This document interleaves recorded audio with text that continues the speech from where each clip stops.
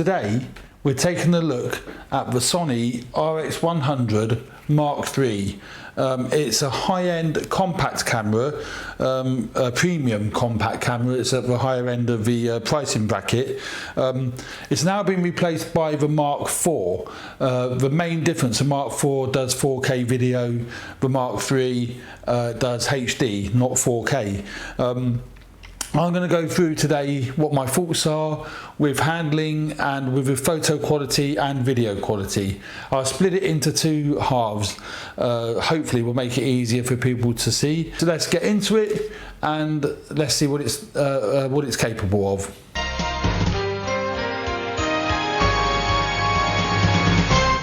Now let's look at what the video quality of this camera is like. It is a very compact camera. I wasn't necessarily expecting great results video-wise, but in fact the results are absolutely superb. They're really good. Records in the XAVC format, which is 50 megabits a second, which is double what you'd get in AVC HD. So the compression ratio is a lot less, which means the detail it records is much better. With a 1-inch sensor, that works together as a combination extremely well. And it's quite staggering for a tiny little camera like this one. And great for B-roll. You could even use it as your main camera, YouTube blogging. All of this, what I'm doing now, is being filmed on the RX100 Mk3. It has one major downside, possibly major one.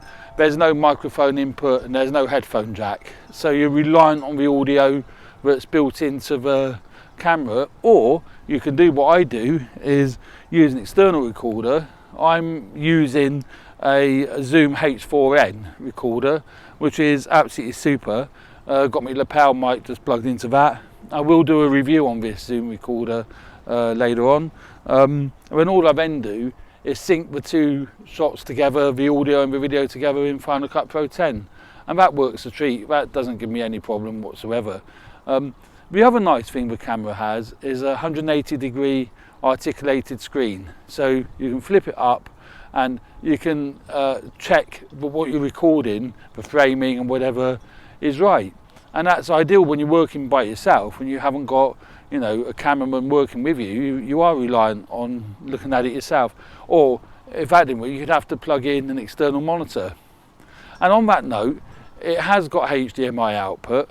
And it's a clean output, so you can output it to an external recorder. I have tested it with my Atomos recorder, works fine.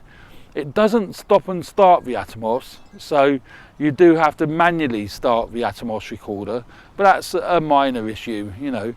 And the other great thing with using the Atomos, it's got audio input on the Atomos, so you don't need to use a separate recorder such as this. You can plug a radio mic or a microphone into the Atomos. So, and it records brilliant quality, as you would expect with the Atomos. It's a great piece of kit. The lens range on this little camera is not bad. It's equivalent to 24 to 70 in 35mm terms. That's not fantastic, but for doing interviews and this kind of thing, it's absolutely super. You know, it's fine. You wouldn't want to use it for wildlife work. You wouldn't want to use it for sports at all. But you know, for general purpose stuff, it works really well. And it's got a really wide aperture as well. 1.8 at its widest, down to 2.8, which is really, really good. I hope you found the review of the Sony RX100 Mk3 of interest. If you did, please subscribe. I update videos on a regular basis of audio and video equipment, and subscriptions are really helpful. Thanks very much. Look forward to seeing you on the next video. Bye for now.